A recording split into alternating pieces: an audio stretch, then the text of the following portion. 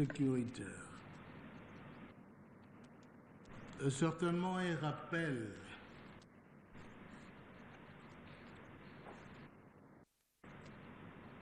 à vous tous, officiers qui dirigeaient différentes unités dans la ville de Kinshasa.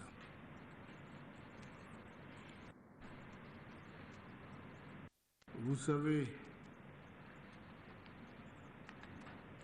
Kinshasa, c'est la capitale politique et administrative du pays.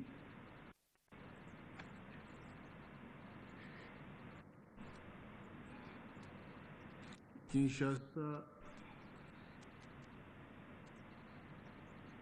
c'est une capitale qui, sur le plan de rumeurs, elle excelle. Elle dépasse toutes les autres villes de la nation. Il y a de rumeurs fantaisistes, il y a de rumeurs. Rumeurs, en tout cas, ceux qui colportent de rumeurs de tout genre. On en trouve à Kinshasa. Et vous savez, Kinshasa héberge les missions diplomatiques étrangères. Kinshasa a la plus grande population du pays en tant que première agglomération. On va dans les 8 millions, y compris les déplacés de guerre. Imaginez les 8 millions lorsque d'autres États, que je ne vais pas citer, ont pour l'ensemble de la population 1 million, 2 millions, et ils sont États.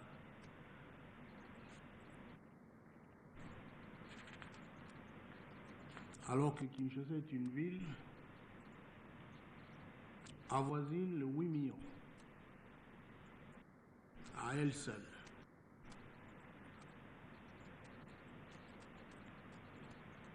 Il y a un commerce, un petit commerce nombreux.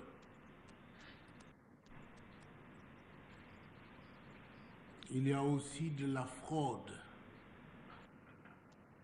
un commerce illégal, avec des réseaux très vastes dans la ville.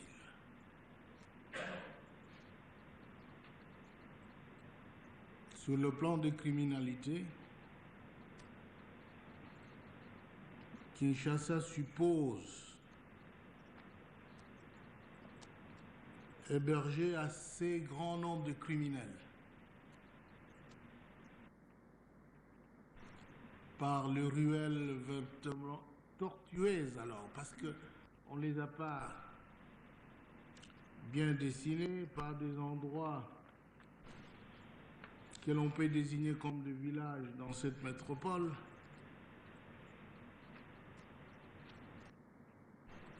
Kinshasa héberge aussi des repères, des tanières de ces criminels.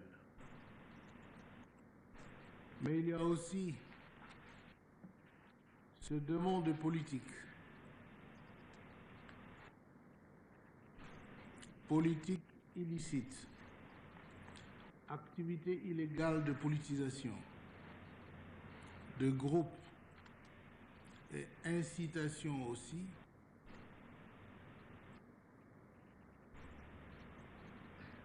aux excès. Par exemple, lapider de voitures ou de passants, cela fait partie de ces crimes, quand bien même leur motivation serait politique. Il y a plus. Il y a des groupes d'individus portant les uniformes de fac qui sont nombreux et ils ne sont pas enregistrés,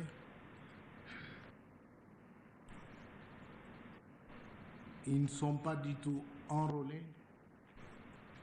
dans le registre central d'enrôlement des forces armées congolaises. Ces individus apparaissent par moments armés. Ce sont des criminels aussi. Il y a enfin nombreux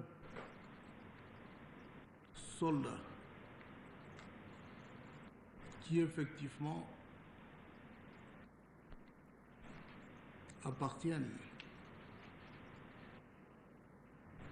aux forces armées congolaises. Il y a les différents corps de police,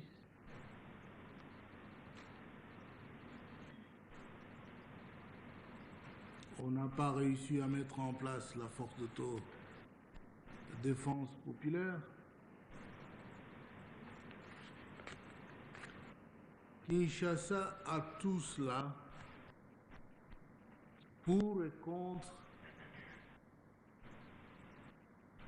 une sécurité. Mais en dépit de ce que la population est nombreuse,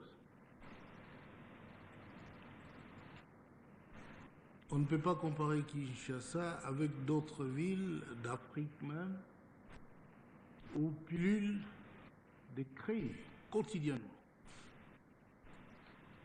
Cela est reconnu dans tous les journaux du monde. Je ne vais pas citer quelles sont ces villes qui sont infestées par des criminalités. Et je dis que Kinshasa est une ville qu'on envie, en général par sa quiétude, qui d'une façon intermittente est troublée par des groupuscules que j'ai énumérés, où les éléments immoraux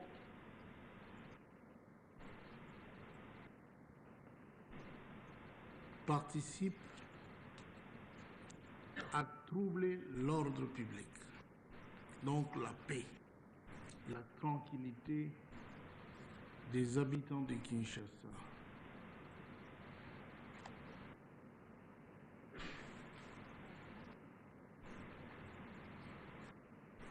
Parce que c'est une ville pleine de rumeurs, où l'on colporte de messages. Kinshasa, on va l'attaquer à partir d'une telle ville. Il y a déjà des infiltrés dans la ville de Kinshasa, et peut-être qu'il y en a parmi vous, je n'en sais rien. Et que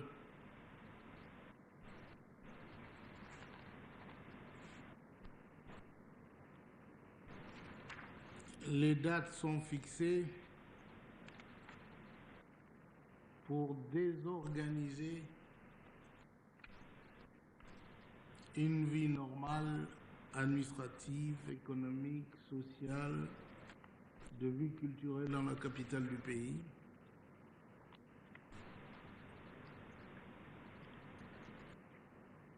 Et les histoires des coups d'État ou coups de fou qui voudraient déranger le pays et le gouvernement en place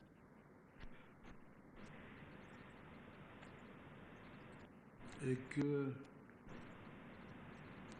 beaucoup de secteurs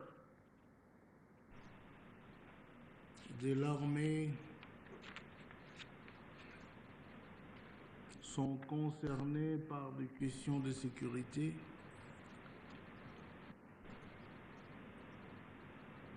Et alors, le problème sécuritaire est un problème intéressant. Je suis ici pour vous rappeler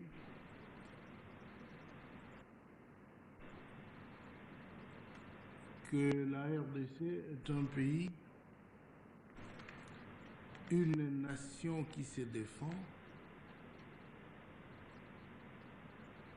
contre l'agression étrangère, qui résiste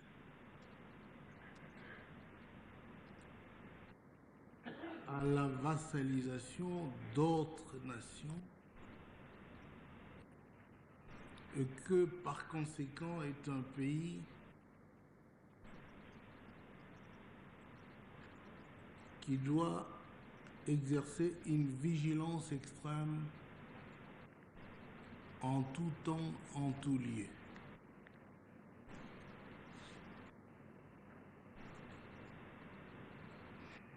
Et que pendant l'état de guerre,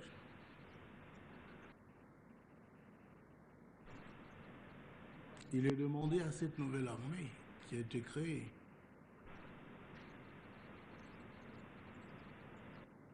de demeurer d'abord consciente politiquement, c'est-à-dire de savoir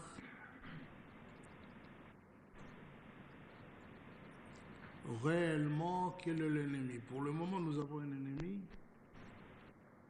qui est connu de tout le monde. Les agresseurs et ceux qui les soutiennent.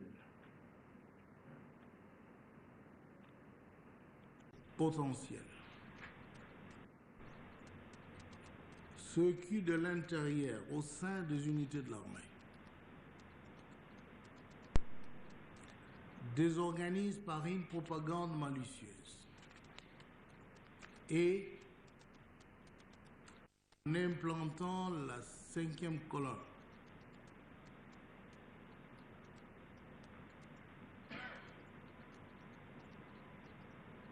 en étant agent de réseau de ceux qui veulent déstabiliser le pays.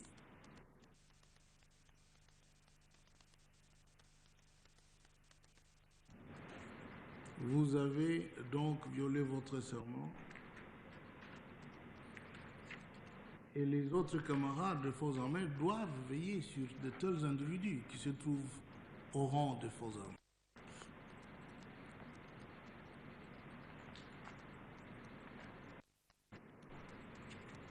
Il y a donc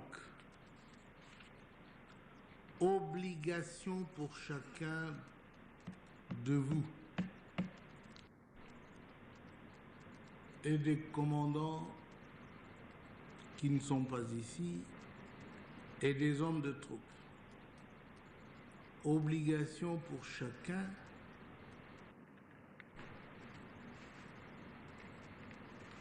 d'être le patriote,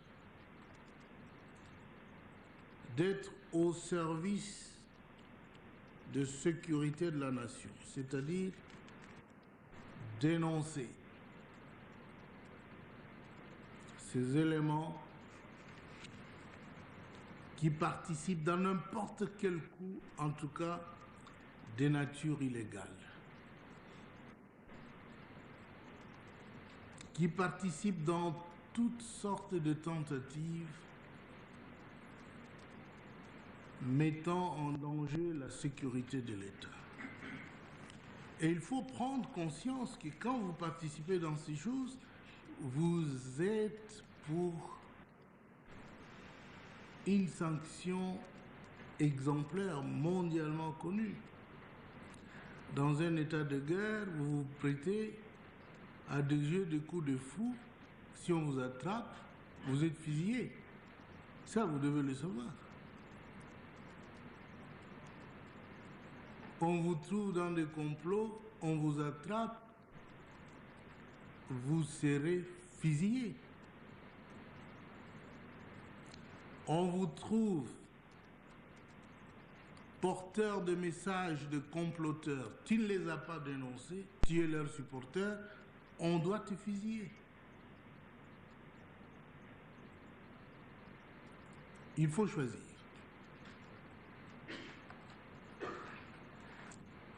On ne peut pas venir avec une propagande que j'ai appelée malicieuse pour diviser les troupes en pro, en anti, parce qu'il n'y a qu'une nation, il n'y a qu'une autorité. Il n'y a dans ce pays qu'un chef. Que vous le vouliez ou non, vous êtes tenu d'obéir. Vous êtes tenu de professer la loyauté. Une fidélité totale. Que vous le vouliez ou non, sinon, partez de l'armée. Parce que si vous vous apprêtez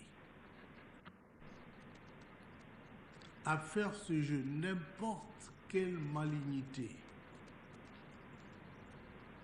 ne pourra vous couvrir, vous exempter de poursuites et puis de sanctions punitives exemplaires.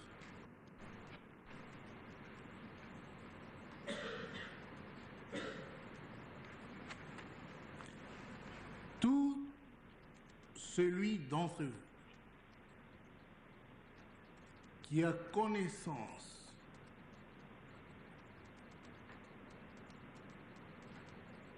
de toute activité subversive est tenu d'en dénoncer les acteurs. C'est un devoir, on ne vous supplie pas, vous devez le faire.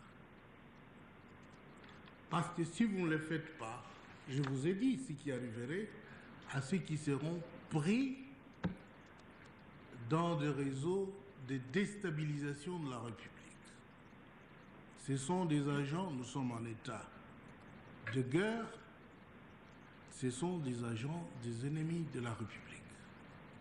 Ce sont des agents de Rwandais, des Ougandais et d'autres aventuriers qui s'apparentent à ceux qui causent la désolation, la mort dans notre pays. Je suis très clair.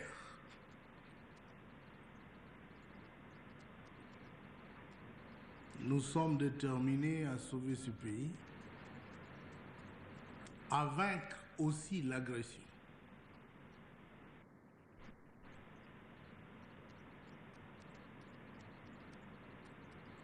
Pour cela, il faut une vigilance de l'armée. Il faut une discipline consciente.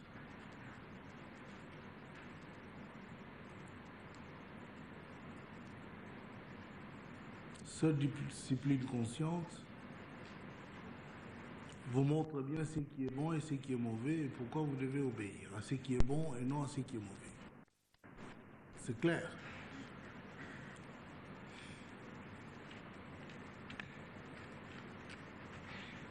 Il faut dénoncer tous les colporteurs de sales qui veulent déstabiliser la population. Tous les voyous qui se cachent au sein de l'armée doivent être dénoncés par vous.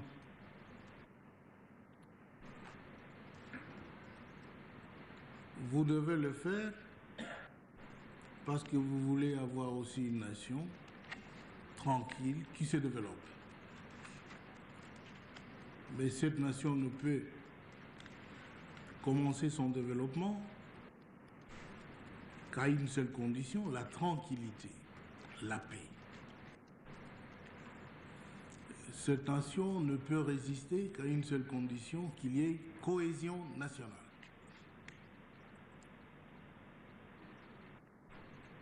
Cette nation, enfin, ne peut triompher de ses adversaires qu'à une seule condition, que l'armée soit loyale, unie.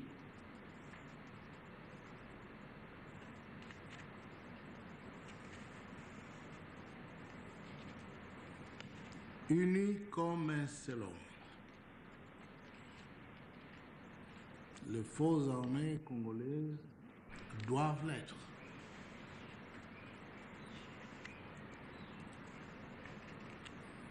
Je vous rappelle que chaque soldat, chaque officier est tenu de dénoncer toute activité de trahison au sein de l'armée, de dénoncer le réseau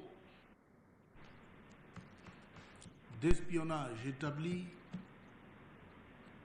par les aventuriers et les politiciens.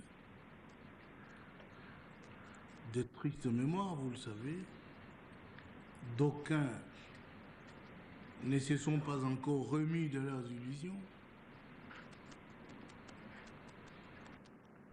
Et ils pensent, en utilisant certains d'entre les officiers de notre armée,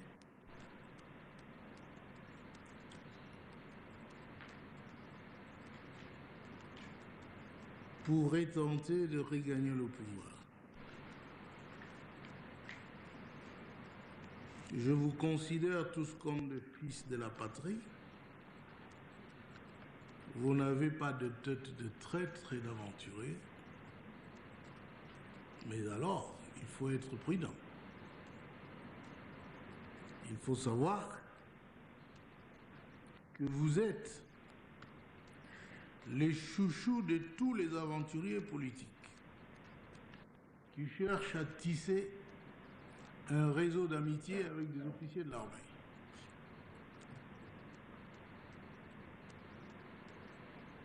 Il y en a, se plaint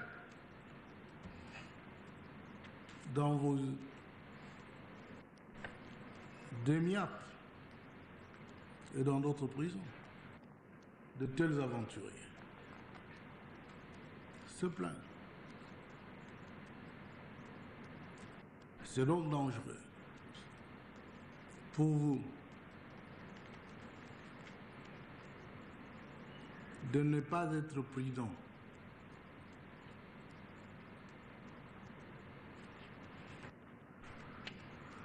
De ne pas choisir des amis honnêtes, patriotes, qui aiment leur pays, et non des gens qui veulent la servilité aux intérêts étrangers.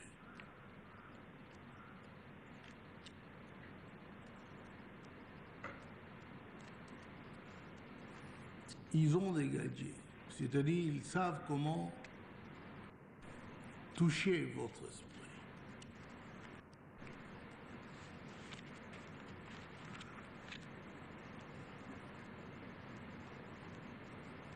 En ignorant vos conditions matérielles et morales par exemple, où toi tu n'as pas ce grade, on n'a pas reconnu ton grade, où toi tu es en retard, si nous revenons vous verrez. Méfiez-vous de tels serpents. Ils veulent vous utiliser. Beaucoup se sont enrichis ici. Et ils sont partis. Chassés par le courroux populaire et la grande révolution que nous avons menée.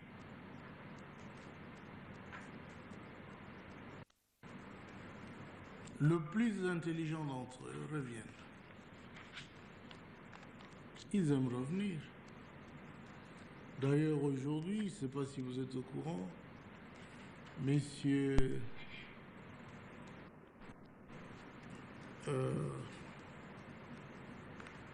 comment vous l'appelez? Vundoawe, c'est pas mal. Il est arrivé hier, il est rentré. C'est un homme intelligent. Il rentre. Il était le dernier du cabinet de Mobutu,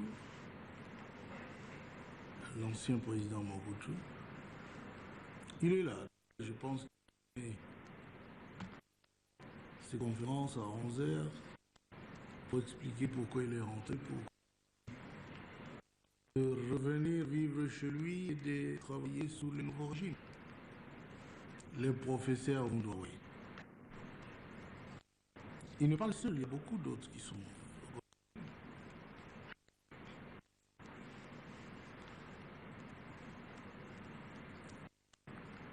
Inutile que je dise de très bonnes choses sur mon ministre de portefeuille, qui était le dernier premier ministre du régime de Mobutu, qui est là. Des hommes intelligents, et ils sont là en train de se bagarrer à Bruxelles pour revenir.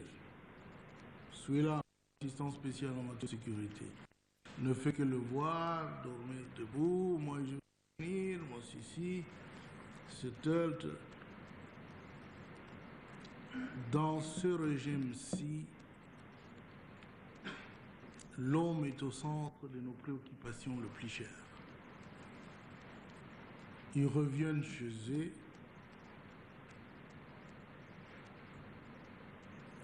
on leur demande une seule chose. Si politique est encore à faire, elle doit être légale. Et jamais de coups bas, de complots pour...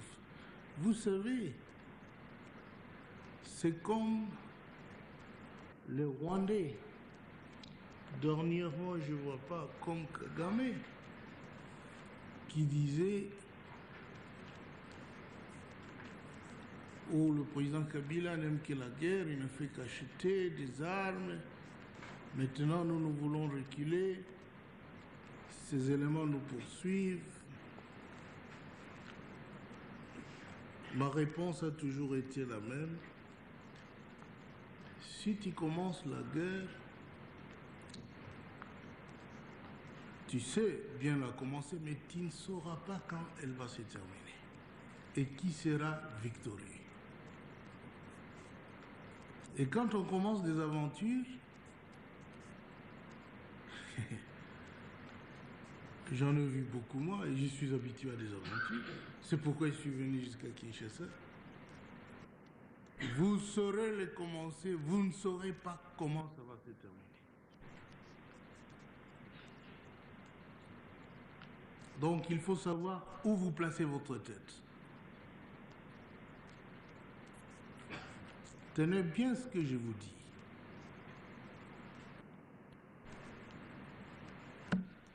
À Otenika, je l'avais dit à Mobutu. J'ai beaucoup d'amis, ils vont me dire, messieurs, tu déposes ou je te chasse.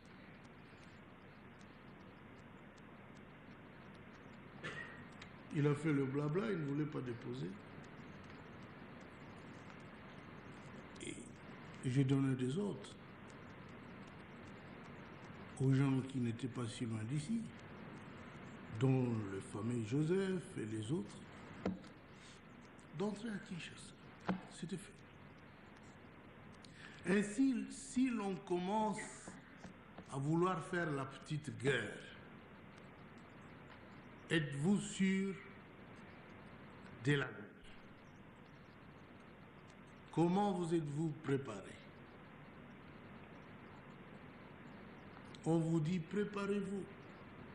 Nous avons tout de l'autre côté, des missiles, de ceci. On a toujours entendu ça, on a des listes, on a ceci. Mais il faut des hommes pour les actionner. Si vous ne voulez pas les actionner, c'est rien. Donc ce problème sécuritaire est un problème prioritaire. J'en appelle à votre devoir de citoyen honnête. Qu'il faut ne pas prêter le flanc à ce mystérieux patrons qui veulent de victoires faciles en se servant de certains d'entre vous. Vous n'êtes peut-être pas dans la salle, mais ils sont ailleurs. Parce qu'on en a arrêté beaucoup. Et vous ne savez même pas ce qui va leur arriver. Ah, si vous commencez la guerre,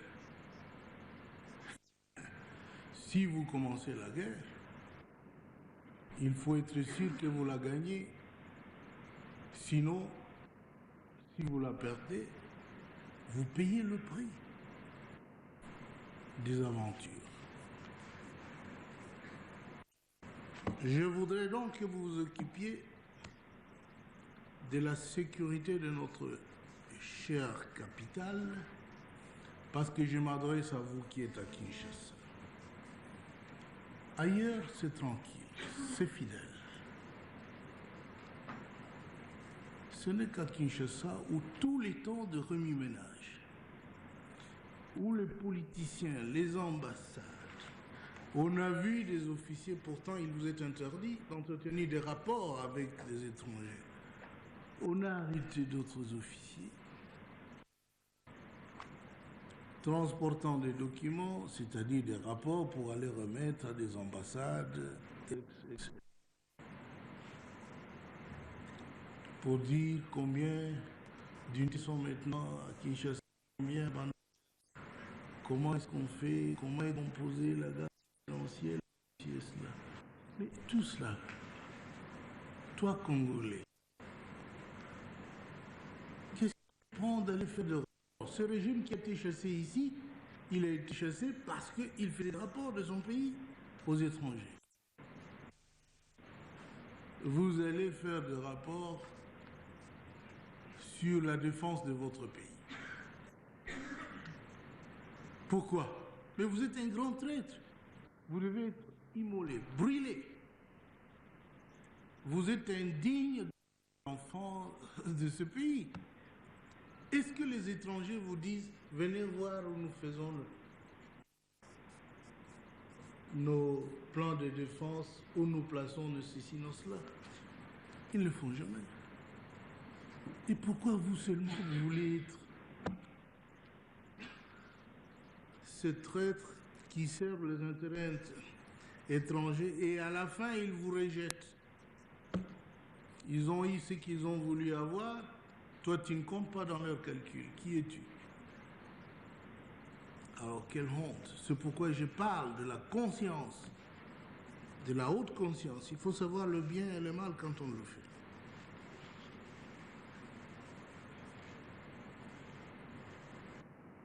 Votre pays, votre gouvernement, votre peuple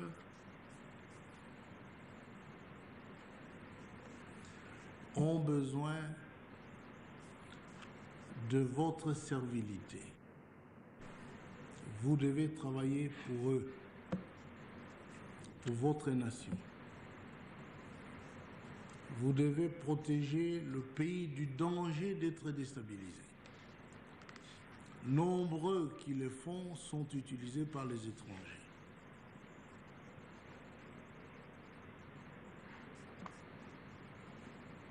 Ils sont réfugiés la plupart en Belgique, dans tous ici.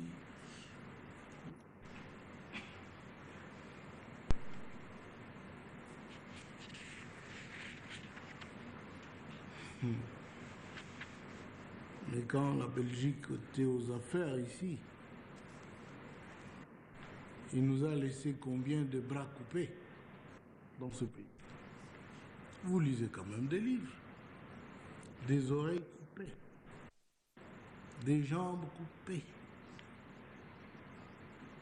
des ventres éventrés, même des femmes enceintes. Combien de pendus? Mbango a été tué. Pourquoi? Pas seulement, il ne fallait pas. Ils ont pendu. Voilà tous ces anciens. Ils vont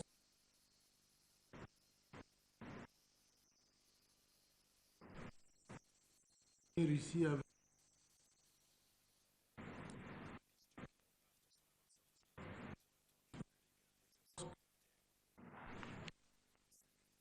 vous êtes des Congolais, vous devez rester Congolais. Il faut participer, assurer la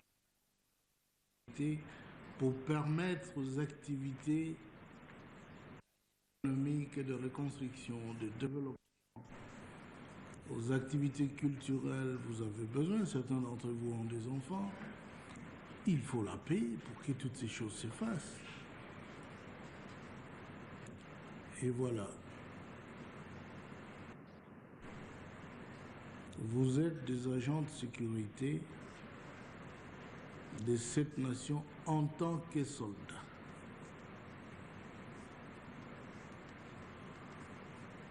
Je vous ai dit de dénoncer et vous savez que vous avez l'obligation de dénoncer.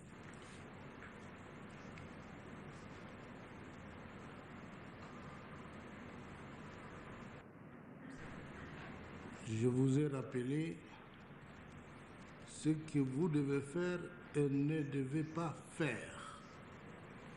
Je m'arrête là. Question sécuritaire. 2. Questions socio-économiques.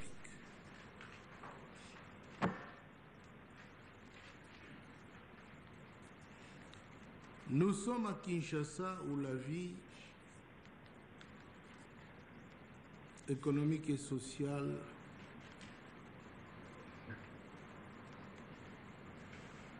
est souvent instable. Nous avons hérité d'un système économique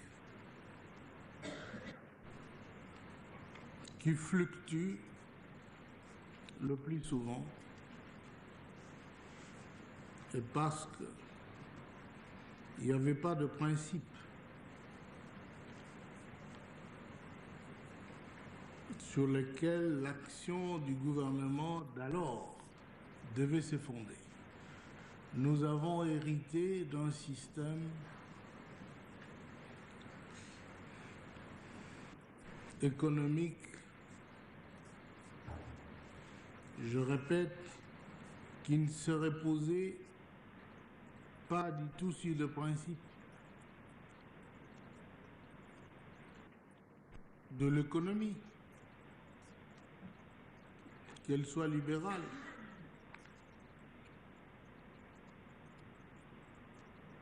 Une économie entièrement fondée sur la spéculation.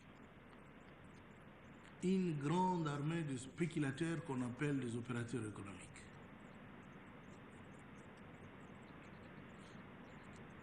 Ce sont ces gens-là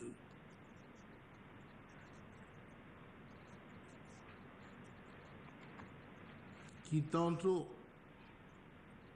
ils sont d'accord, tantôt pas d'accord avec telle mesure que le gouvernement prend. Parce que quand on prend une mesure pour mettre de l'ordre, pour eux, c'est fini. Il n'y aura plus de spéculation. Ce gouvernement, oh là là. Je vais vous dire un exemple.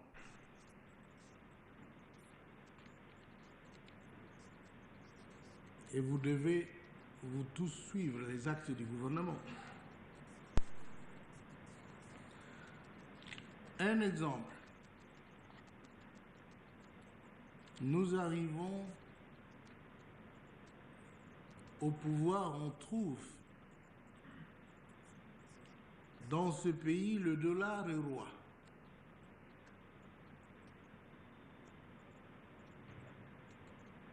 Pourtant, vous n'êtes pas les États-Unis. C'est la monnaie américaine.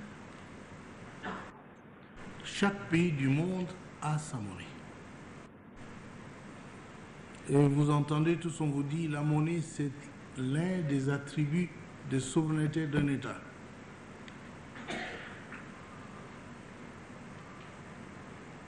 Les gens avaient complètement démonétisé les Zaïre et puis tout était dollarisé. Qu'est-il advenu par après? Voulant remettre le pays sur les diapasons d'autres pays du monde, je pris le décret 177 qu'il faut que les transactions du pays s'effacent en monnaie nationale, le franc congolais. Vous avez entendu des tollés de partout. Oh là là, quelle mesure draconienne! Oh, cet homme, il a tout foutu en l'air. Il y a beaucoup de gens qui dorment là. Il a vraiment détruit l'économie. Et ceux qui le disent viennent le plus souvent d'au-delà, relayés par les opérateurs économiques, des critiques, des coups de téléphone de Belgique, des sénateurs des États-Unis. Mais monsieur le Président, qu'est-ce qui se passe? Mais qu'est-ce qui se passe quoi? Qu'ai-je fait de mal? Tout simplement, il fallait faire des transactions en francs congolais. Que le Congolais ait leur monnaie. Comme dans tout le pays du monde.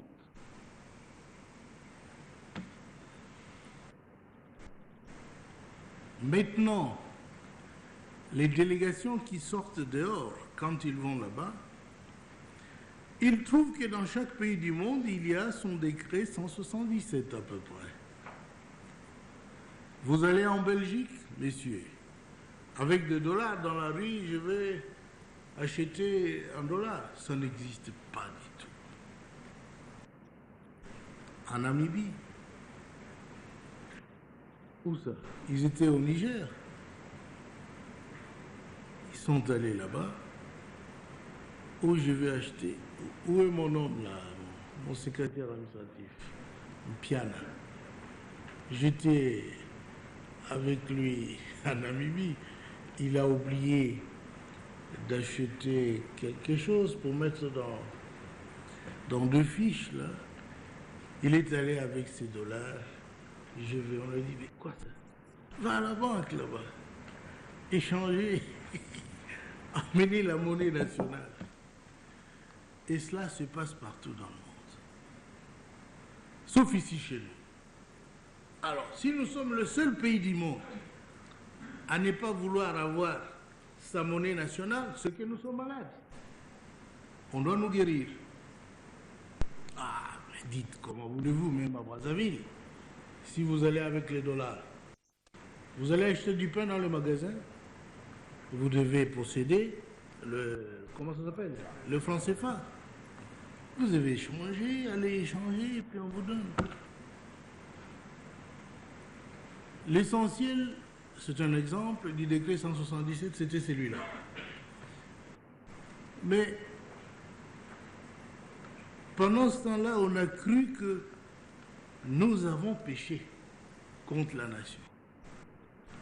Oh là là, il a détruit l'économie, il a fait ceci. Un vice-premier ministre belge avait même fait des déclarations que vraiment ça ne va pas, ça ne va pas.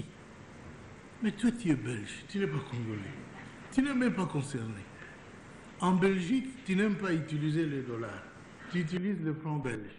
Pourquoi tu veux que les Congolais utilisent les dollars et non le franc belge, et non les francs congolais? Donc, ainsi, vous voyez que il y a dans la ville de Kinshasa une précarité sociale. Tout simplement parce que ceux qui tiennent l'économie dans leurs mains, la plupart sont des spéculateurs. La plupart, c'est-à-dire jusqu'à 90%.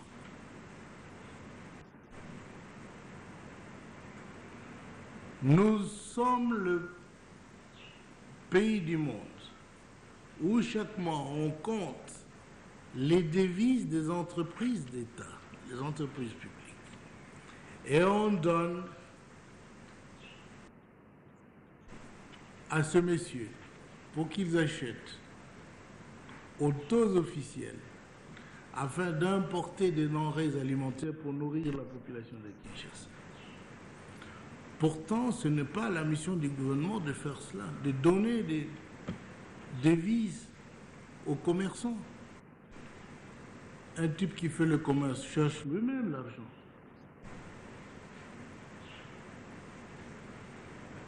Mais quand on leur donne, ils viennent. Quel prix?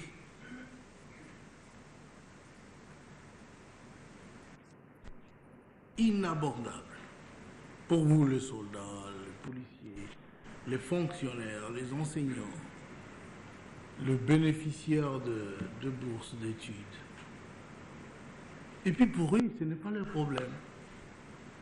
Vous les avez donné des dollars, ils veulent s'enrichir rapidement. Et vous savez, beaucoup de boîtes d'entreprises publiques appartenaient aux hommes de l'Ancien Régime. Ils ont gardé ces cordons ombilicaux de relations d'affaires avec ceux qui sont dehors et ceux qui sont ici. Donc, l'activité économique participe pleinement dans la guerre économique contre le régime, pour déstabiliser le régime, pour l'affaiblir, pour le mettre en état d'incapacité de pourvoir aux besoins de la population. Par le jeu, bon, de la fluctuation du prix, la hausse, etc., etc. Bon, nous avons constaté tout cela. Nous nous battons très très bien sur ce terrain que nous connaissons bien.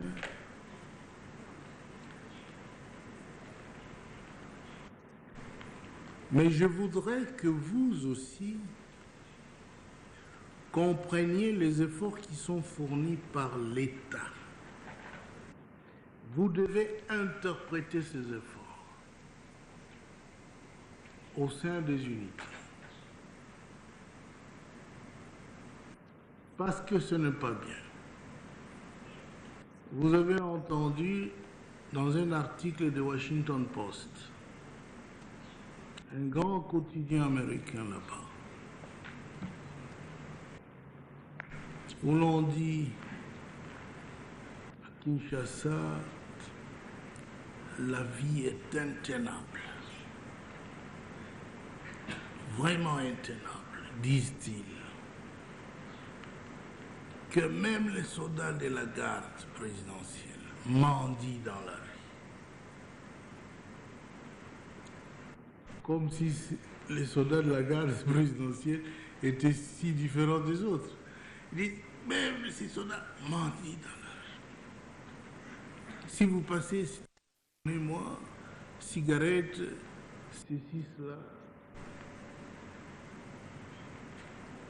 Et que d'ailleurs, beaucoup de chômeurs, qu'à cause de cela, on ne sait même plus, à cause de l'insécurité. Aïe, aïe, aïe, ils ont multiplié comment l'insécurité, pour montrer que même le président fuit l'insécurité.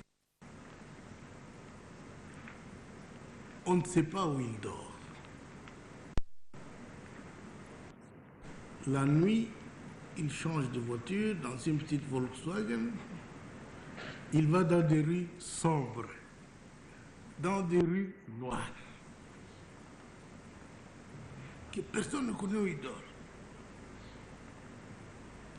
Pas dans des rues éclairées, dans des rues noires,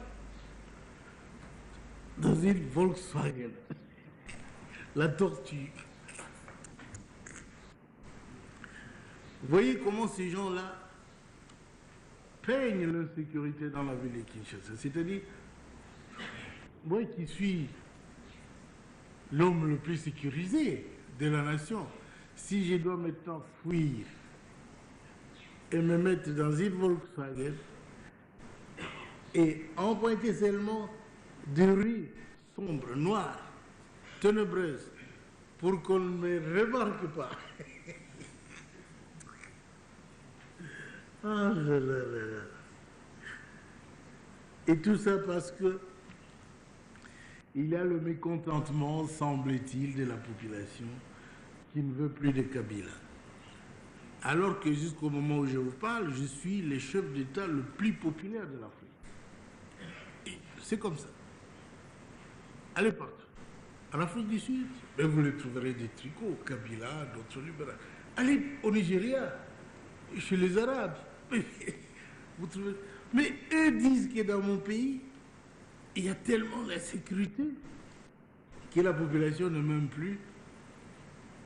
Et la nuit, je vais me cacher dans des tanières où il n'y a pas de lumière, sans escorte. C'est trop fort. Ces mensonges-là, il y en a qui engobent, il y en a qui disent Kinshasa, c'est vraiment difficile à vivre. Telle est la situation de Kinshasa. Je pense qu'il ne faut pas négliger certaines de ces informations dans leur aspect positif, qu'il y a une vie difficile, mais la vie difficile, ce n'est pas seulement, je dirais, le monopole de Kinshasa, c'est dans beaucoup de pays. Parce que je vois des délégations qui viennent tout le temps, qui s'étonnent qu'il y a des gens dans des rues, dans des marchés, c'est plein de denrées alimentaires. Ils disent, on ne comprend pas. On nous dit que des gens meurent affamés sur des rues, mais qu'est-ce qui se passe? C'est une description très négative, très nuisible de la vie socio-économique de la capitale, mais à dessein, parce que une telle présentation procède de la politique. Mais ce qui est vrai est que le pouvoir d'achat du soldat, parlons-en parce que normalement le pouvoir d'achat, le soldat touche jusqu'à quel mois? Quel mois sommes-nous? Oui. Qu'est-ce que c'est que c'est?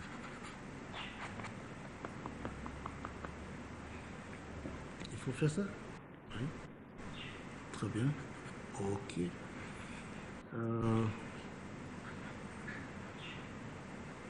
Qui connaît, vous, dans mon bureau? Que touche les soldats comme... Oui, comme argent de poche, oui. Ce que vous appelez RCR.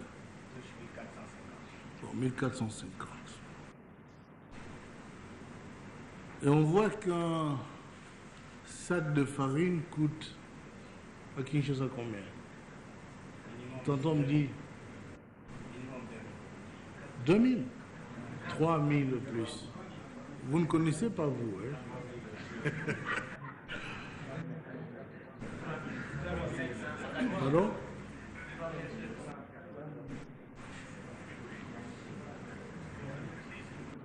« 3500 à 4000.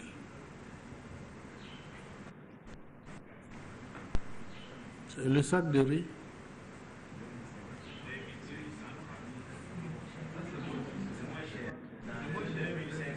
Le sac de riz est moins cher. Ah bon? C'est une bonne chose. À 3000, le maximum. Bon, naturellement, notre soldat ne peut pas faire face à un tel coût de vie. Pour ceux qui sont mariés, pour ceux qui ont de la famille, il est difficile de s'acheter avec 1450 dans leur propre pays un sac de farine ou de riz, tout simplement parce qu'il n'y a pas de respect de structure de prix. Les gens font de la spéculation. Ça gravite si vite qu'on ne peut pas rattraper cela avec des salaires, c'est-à-dire avec l'évolution normale des salaires. C'est une guerre, c'est pour affamer. c'est pour provoquer des mécontentements. Vous devez comprendre que c'est pour provoquer des mécontentements parce que dans la salle ici du conseil de cabinet, nous discutons de temps en temps de ce problème, pas en les contemplant, non, en les maîtrisant. On voit comment ces gens veulent s'enrichir rapidement au détriment de la prospérité de la nation. Donc, c'est un sujet qui concerne l'État, qui concerne le gouvernement, en particulier dans la ville de Kinshasa. Naturellement, il y a eu, je pense, majoration de 25%, je ne sais pas quel mois, mais le 25% vous apporte à 1812, nous avons calculé, 0,5. C'est toujours inférieur. Et quand eux entendent qu'il y a majoration de salaire, ils veulent aller.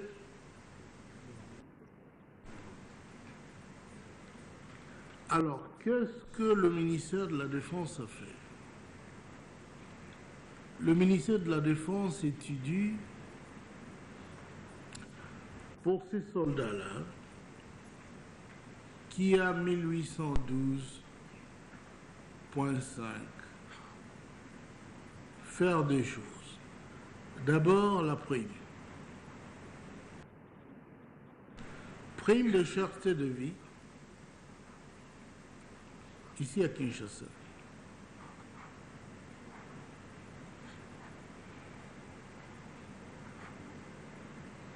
Et enfin, résoudre le problème de la concurrence des prix en créant un secteur commercial d'État.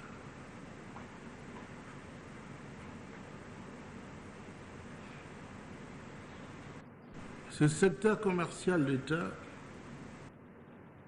vous l'avez entendu parler, on va mettre un réseau de cantines populaires. C'est-à-dire le prix dans des cantines populaires sera un prix abordable. Le RCA plus prime qui sera supérieur au RCA permettrait au moins aux soldats, pour la plupart qui mangent de cuisine, leur famille ne mange pas. C'est ça le problème social. Donc la prime plus RCA permet enfin aux soldats non d'acheter à ce prix, parce qu'ils achetaient dans le réseau de cantines populaires. Ce réseau de cantines populaires, c'est un secteur commercial d'État.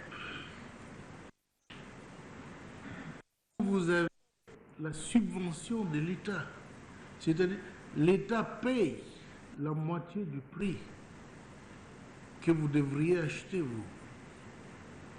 C'est un prix subventionné que vous allez trouver dans le réseau de cantines populaires. Ceci, c'est pour aider, c'est pour résoudre le problème de cherté de vie dans la ville de Kinshasa. Vous connaissez le problème de... Comment ils appellent les papiers qu'ils donnent pour acheter les médicaments là? Des ordonnances. Vous connaissez ces problèmes. Pourtant, c'est un problème très facile, mais c'est un problème de gestion. On leur donne de moyens, il faut bien les gérer. Ceux qui ont la responsabilité de gérer le problème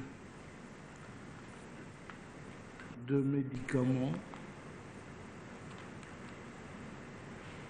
doivent comprendre. J'ai appris que l'on disait les familles des militaires, mais normalement les familles des militaires doivent se faire traiter dans des hôpitaux de l'armée, mais ces hôpitaux, semble-t-il, il n'y a pas assez de médicaments. Et maintenant, on va renflouer ces médicaments. Il ne faut pas qu'on trouve des gens qui trafiquent le médicament parce qu'ils seront fusillés. C'est clair. Ils vont amener. Ne vous ai-je pas donné cet homme hier qui va apporter des médicaments régulièrement? Et l'État va dépenser des millions chaque mois. Et s'il n'y a pas de médicaments dans des hôpitaux ici, des dispensaires militaires, il faut s'en prendre à ceux qui ont la charge de gérer ce secteur. Mais alors, il ne faut jamais tenter de jouer avec le bien de l'armée. Aller vendre les médicaments ailleurs, parce que ça s'est passé à Lubumbashi. On donne de l'argent à la 4e région, ils achètent les médicaments dans des dépôts pharmaceutiques privés, ils amènent à l'armée. Vos hommes reprennent ce médicament pour venir revendre au pharmacien qui a livré. Et le pharmacien patriote téléphone, Général Numbi, mais comment? J'ai déjà eu mon argent.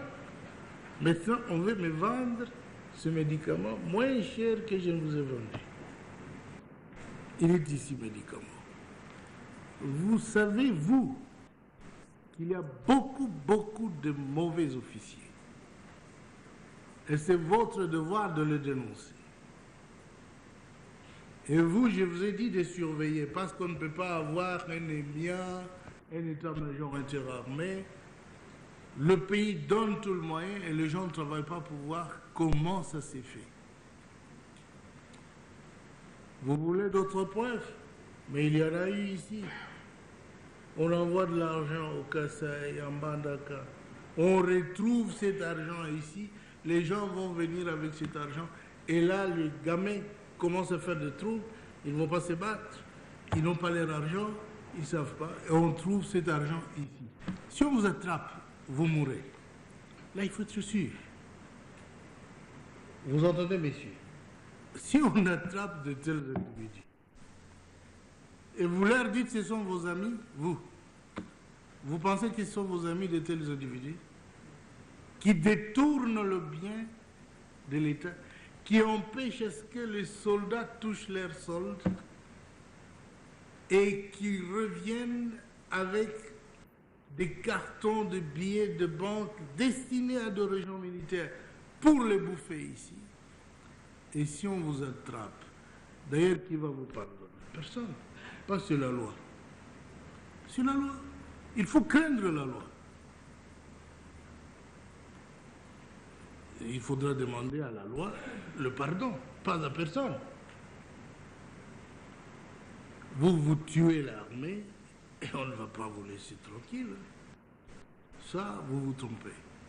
Donc, maintenant là, avec la décision encore hier, vos accords avec le fournisseur de médicaments, on a ici des patrons de service de la santé de l'armée, il est là dans le coin là. Mais il faut mettre de l'ordre. Il faut mettre de l'ordre, il faut suivre. Il ne faut pas demander des choses que l'on n'a pas, qui ne connaît pas qu'il y a la guerre. Tant qu'il y aura de l'ordre, même les familles des soldats peuvent se faire traiter. Tant qu'il y a de l'ordre, si vous vous organisez bien, vos ordonnances, les ordonnances de vos parents, vous saurez bien le payer par le service social de l'armée. C'est simple. Alors, je pense que économiquement, je n'ai pas touché tous les autres secteurs importants. Je vois l'air sauter au galop, mon Dieu. Je vais m'arrêter à cet exemple de la subvention de ce que vous allez acheter dans le secteur commercial d'État avec le réseau de cantines populaires et le prime dont va bénéficier le soldat pour lui permettre de vivre décemment. Je vais m'arrêter là à cause du temps parce qu'il y a un secteur important que je ne peux pas toucher.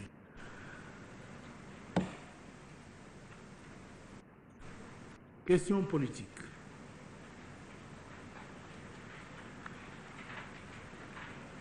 Écoutez, nous voulons réellement, vous qui êtes là, avec tous les responsables politiques des forces armées, appuyer sur vos pédales.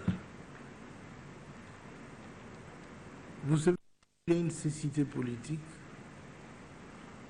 dans la masse des soldats. Beaucoup d'erreurs sont sans intention de commettre.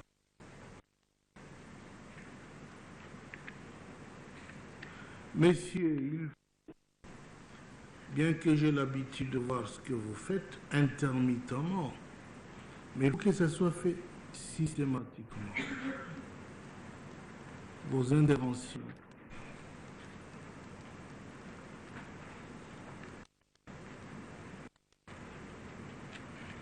Parce que la politique, c'est l'âme de l'armée. C'est pour façonner les soldats patriotes, pour qu'ils comprennent ses obligations politiques. Donc il faut donner une absolue priorité à l'action politique, à l'action de propagande.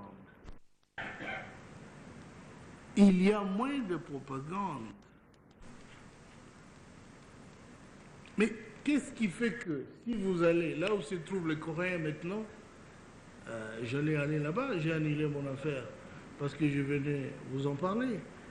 Qu'est-ce qui fait que si vous allez là où ils se trouvent, d'entrée, vous voyez des écriteaux, des appels, des tableaux Miro, toutes ces choses, journaux Miro, vais-je dire. Bon, toutes ces choses qui sont des tâches ordinaires des commissaires politiques, d'instructeurs politiques. Vous pensez sérieux? Ce sont des tâches qui marquent. La propagation politique est nécessaire. Dans tous vos camps, ça doit être comme ça. Même le commandant militaire le plus doué, on t'a déjà dit, tu dois te demander, mais ces gens sont mus par quoi? Comment on les met en mouvement? Parce qu'il n'y a pas d'appel, il n'y a pas l'appel à la patrie. Ce serait des bandes armées de hors-la-loi et non des soldats du peuple. Parce qu'ils seront sans âme. Idéologiquement, ils sont étrangers à tous les actes que le gouvernement va prendre. Pourtant, vous êtes un gouvernement de gauche et que l'armée est absolument une armée révolutionnaire.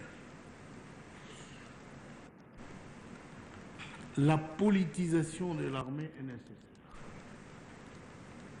et obligatoire.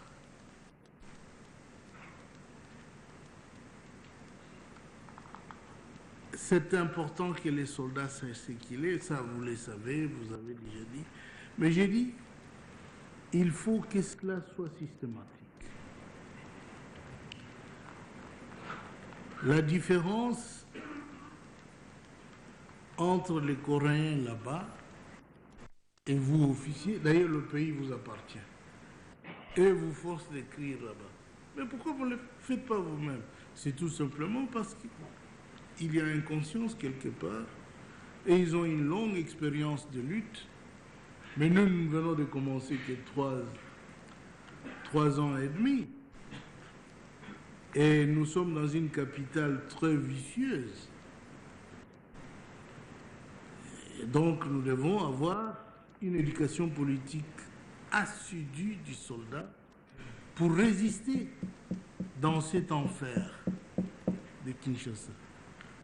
Pour y résister, vous devez avoir vraiment une conscience politique élevée, un haut degré de moralité. Parce que c'est invivable, le mensonge, les ceci, les cela, l'intoxication. Mais on ne peut se guider dans cette sorte de buisson qui par la lueur qu'inocule la politique dans nos cerveaux. Sinon, on sera fourvoyé. Et par conséquent, j'espère que le moment est bienvenu pour que l'accentuation des séminaires politiques, d'éducation politique se fasse. Par exemple, vous savez, les gens à l'université, on les a dit, le recteur, de ne pas rester comme ça. Les universités de période de Mobutu ne sont pas nos universités à nous, qui étaient de bastions des idées révolutionnaires, d'une autre philosophie. Il en avait la mission de tout casser, le patriotisme. C'est pourquoi vous avez vu combien d'étudiants ont été fusillés tout le temps. Et il faut avouer que nous avons voulu que notre université convoque les symposiums d'autres universitaires africains. Ils vont le faire. Nous donnons les moyens, nous faisons ceci. C'est pour que vous soyez le centre de rayonnement des idées nouvelles de l'Afrique. Que vous le vouliez ou pas, c'est ce que vous êtes au juste. Par la politique, par notre démarche politique, nous sommes cela. Eh bien, vous verrez que ce rayonnement vous aidera beaucoup. Et puis, un autre symbole de la jeunesse a été imposé au ministre de la Jeunesse de le faire. Les gens là devaient aller nombreux dans ce séminaire-là pour montrer votre conscience politique et vous comprenez la lutte contre l'impérialisme. Et que vous êtes au centre de cette lutte-là. Et sinon, pourquoi toute la jeunesse africaine me soutient? C'est pas beaucoup, pas mon attitude. Encore que je ne recours pas à beaucoup de discours. Alors, je suis très sobre. Je ne parle pratiquement pas. Parce que si je parle, on va dire, je provoque. Alors, je m'étais. On m'invite à faire beaucoup de discours. Vous avez vu là, quand ils voulaient qu'ils viennent me donner leur doctorat honoris causa, que je dis non, je ne parlerai pas. Parce que si je parle, les Américains vont me dire, ils nous provoquent, Kabila est en train de révolutionnariser l'Afrique, bête noire, j'en ai déjà assez. Tout ce que j'ai ici, j'endure. Il faut que je reste calme et que les jeunes vous fassiez à ma place cette révolution qui est vôtre. C'est ça le problème. Je veux donc que cette politisation qui déjà touche dans la jeunesse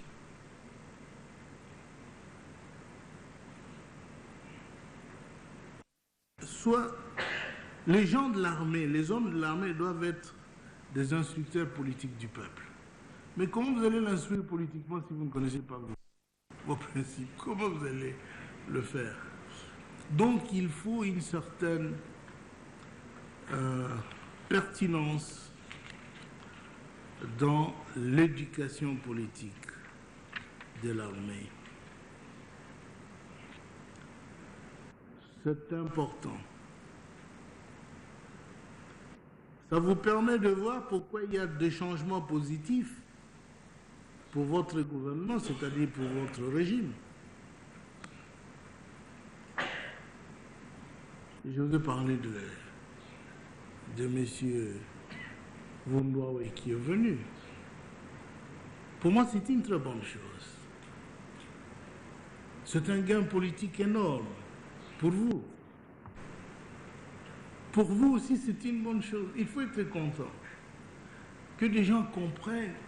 Ah, c'est ça, ce gouvernement de salut public, c'est ce qu'il faisait, c'est ce qu'il veut.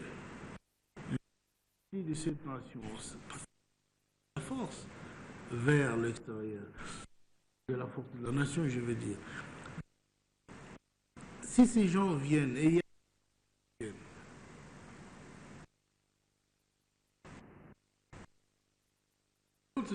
ils vont faire la...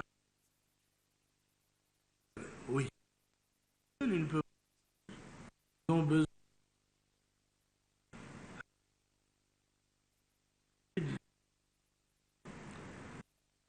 et la politique est élevée, que pour suivre des choses, je vis dans les racontes. Il faut une cécité politique. Et donc, il n'y a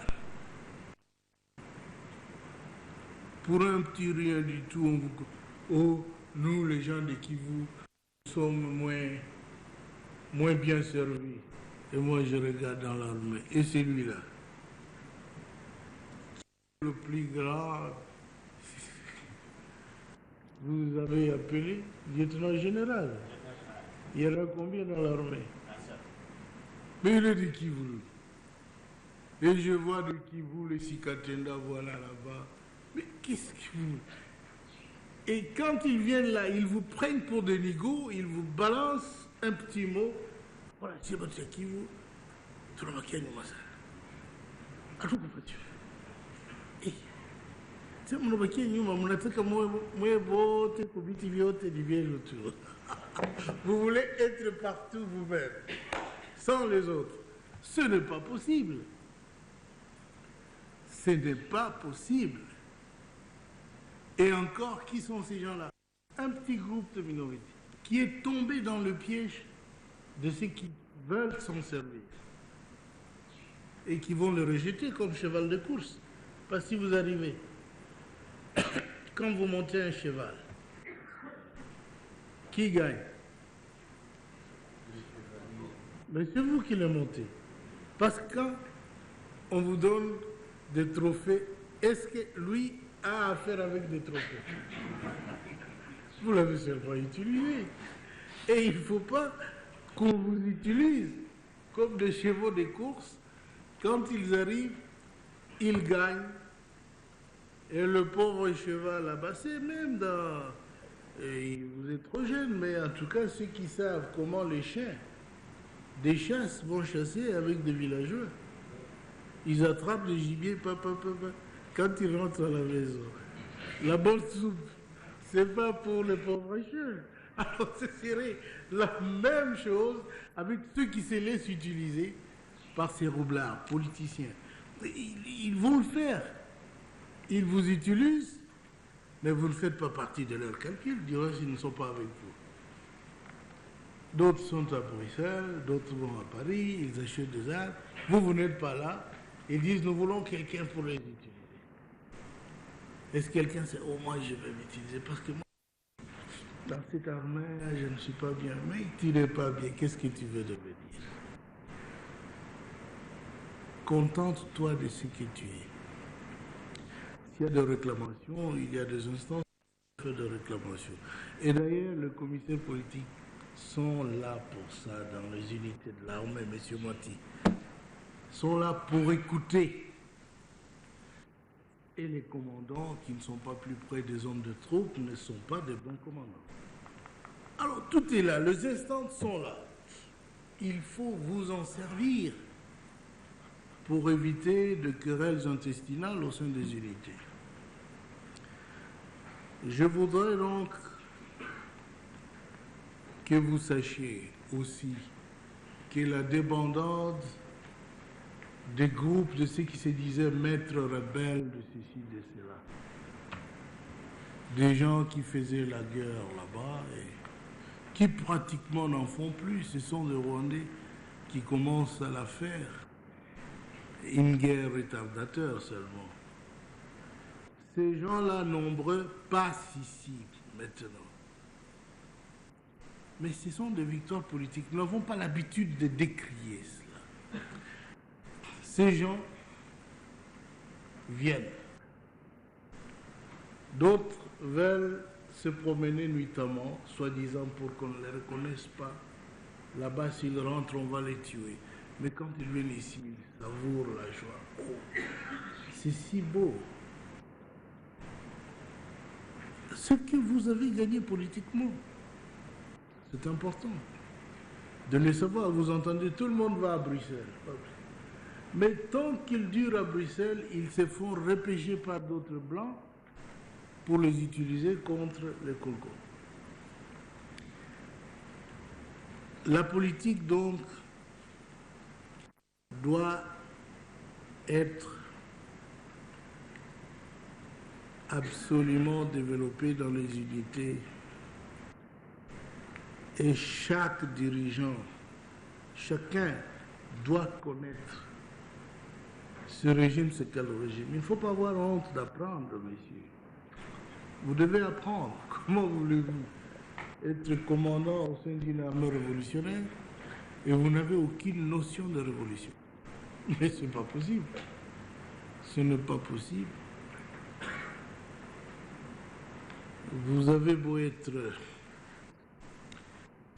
un bon commandant, mais vous devez posséder des notions de la révolution, des notions du patriotisme. C'est beaucoup de choses à dire. Vous voyez, je mets l'accent sur l'utilité de la propagande au sein des unités.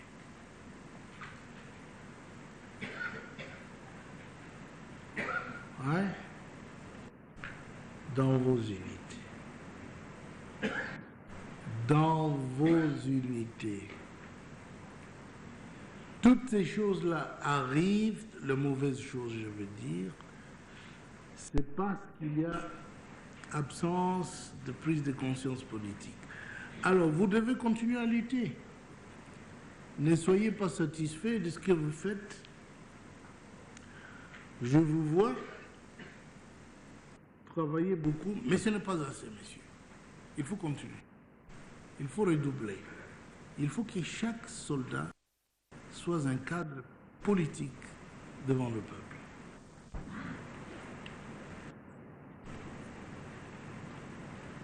Socialement, nous avons proposé des solutions.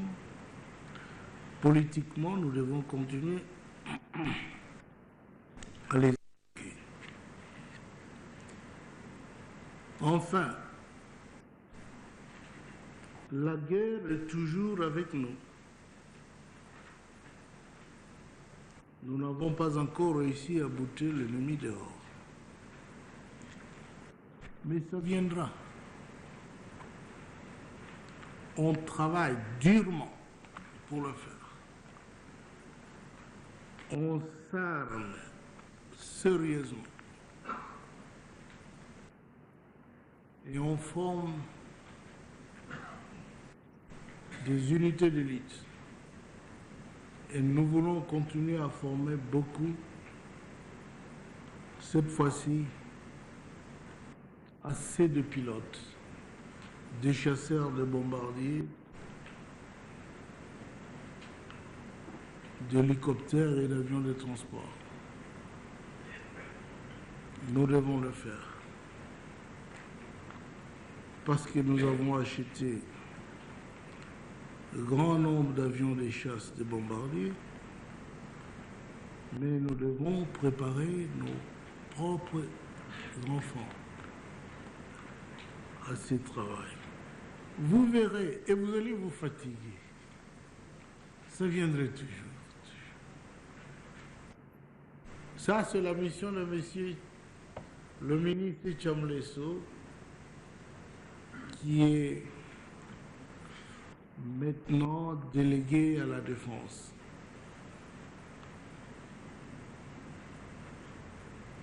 C'est de me chercher partout les avions et de les amener.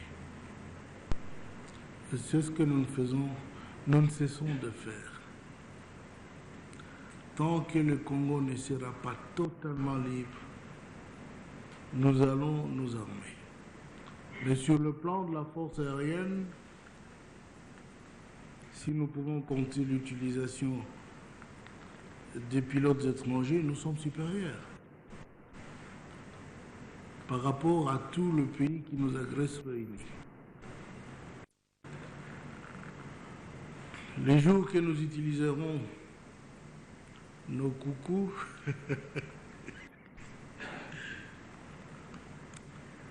vous entendrez, on va me condamner par le tribunal international d'être le génocidaire. Mais la guerre doit finir là où elle a commencé. Et elle finira là où elle a commencé. Alors, de grâce qu'on ne vienne pas nous mettre du poteau-poteau pour nous empêcher de donner des corrections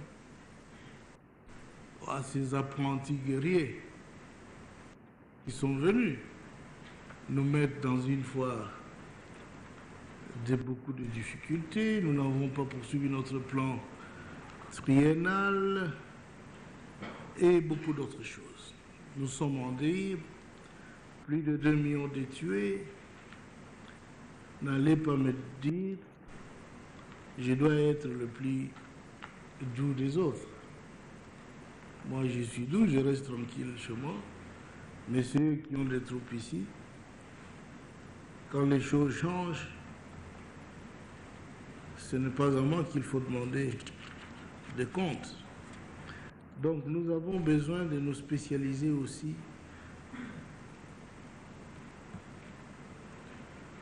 dans 3 disciplines. Que ce soit dans la force navale,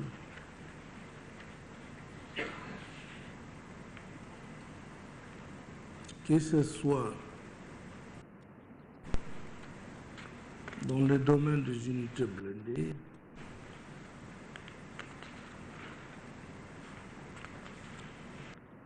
et nous avons différents types de forces spéciales que nous formons,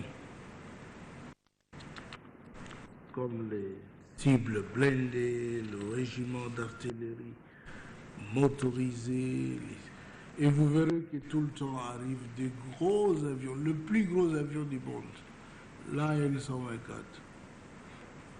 arrive tout le temps, craché des tanks, craché. En tout cas, ça va continuer pour longtemps, parce que nous sommes déterminés. Et pour cela, il faut former des cadres. Il faut avoir confiance dans ce que vous faites. Parce que si vous n'avez pas confiance dans ce que vous faites vous-même, qu'allez-vous devenir? Soyez donc assurés que la guerre,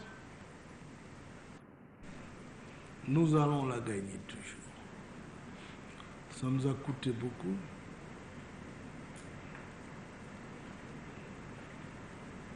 Partout, vous entendez dans le front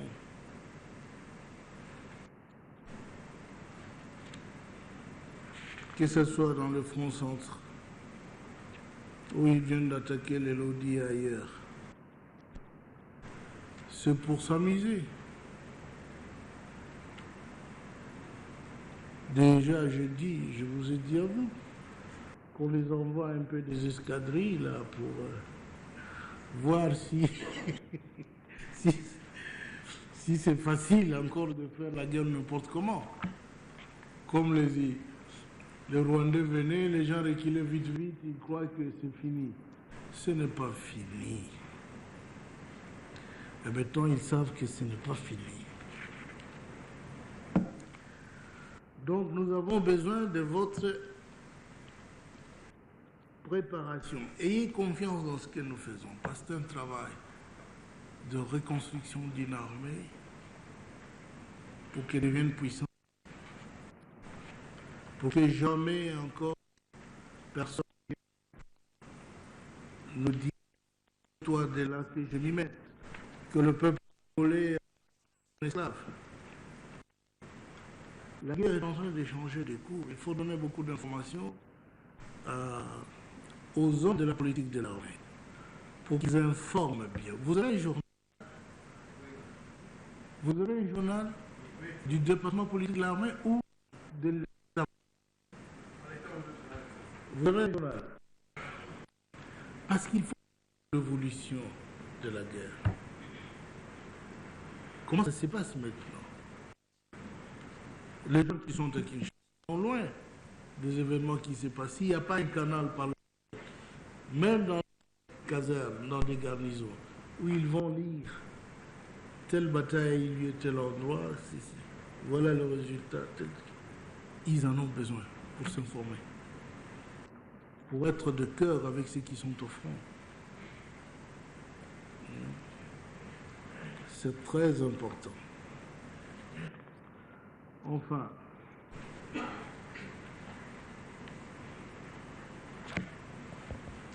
je vais redemander la discipline la plus totale. Dans les questions sécuritaires, arrêter le trafiquant de nouvelles, arrêter le fauteur de troubles au sein de l'armée.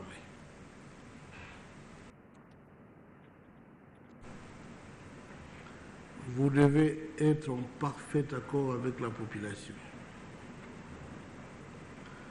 C'est important. Vous ne voyez pas, vous officiers,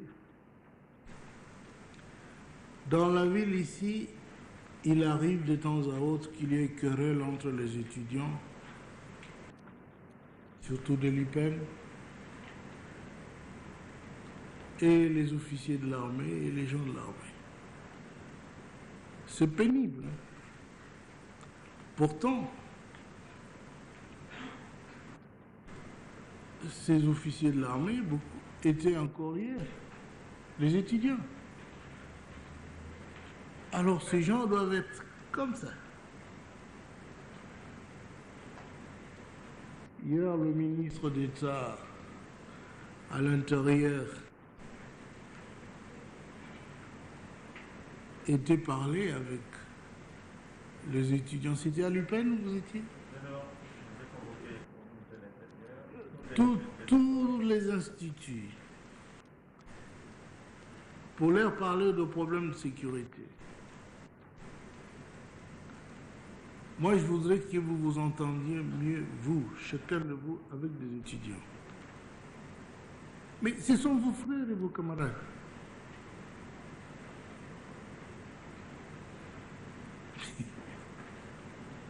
Vous ne devez que vous entendre pour vous compléter. Parce que vous devez les sauver. Ce que vous avez de plus, vous connaissez la discipline. Et politiquement, vous êtes avancé maintenant. Vous avez des responsabilités que non pas. Mais cela ne vous donne pas la licence de les prendre pour des gens sans valeur.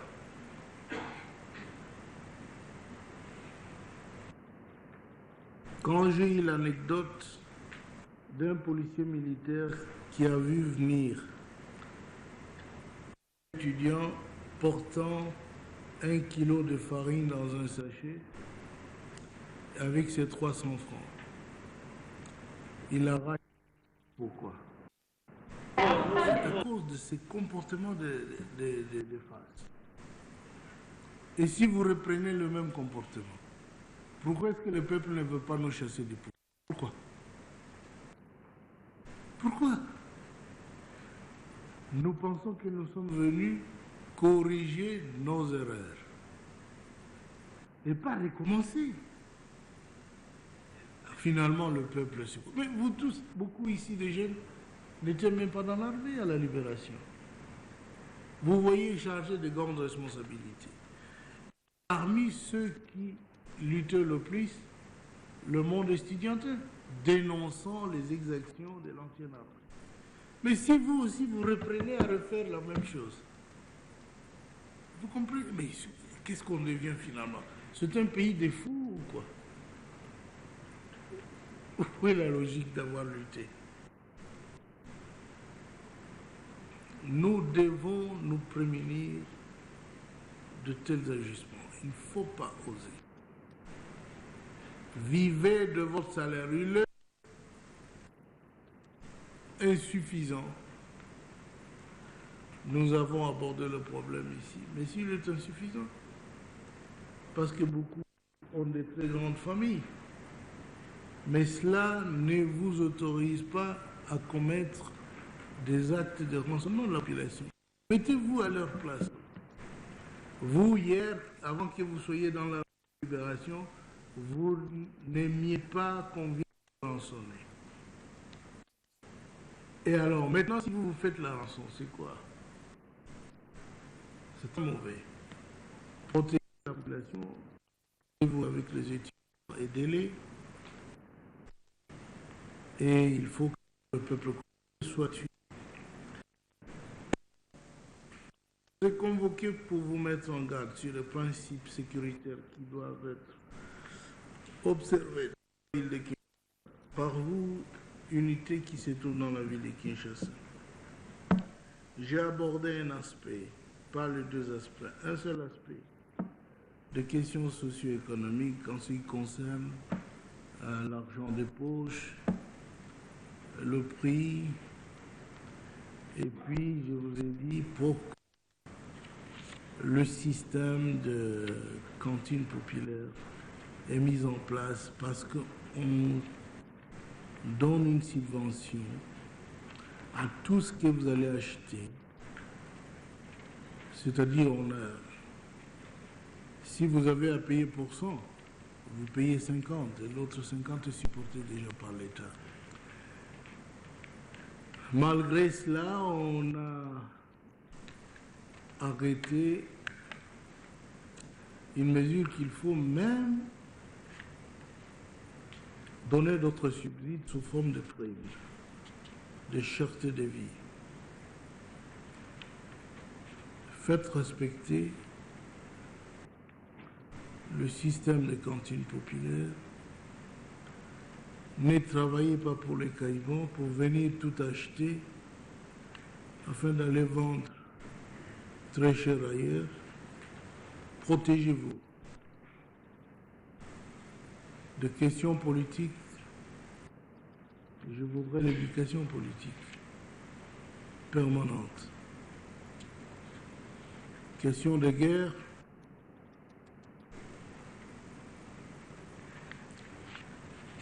Nous y sommes et nous résistons bien. Voilà, mes amis, et je voudrais que vous suiviez cela. Allez appliquer ce que je vous recommande de faire, parce que c'est moi qui suis le commandant suprême de ce pays. Entendu? Entendu, oui ou non? Oui.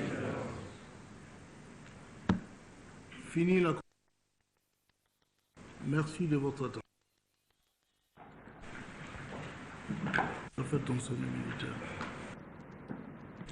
Vite, allons. Colonel présent. Ah, c'est vrai, monsieur. Colonel Moutindo Alphonse. Présent. Colonel Matutezula André. Présent. Lieutenant-colonel Gordon Kunda. Présent. Major Mouchipai Patrice. Présent. Capitaine Bouya Jacques. Présent. Commandant Mbouy Kayembe. Présent. Capitaine. Lieutenant Kaloni Marcel. Présent. Major Timothée Ngoye. Présent. Lieutenant Kabatuka Stani.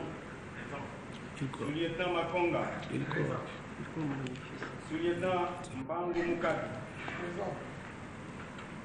Capitaine Lugene Biloko.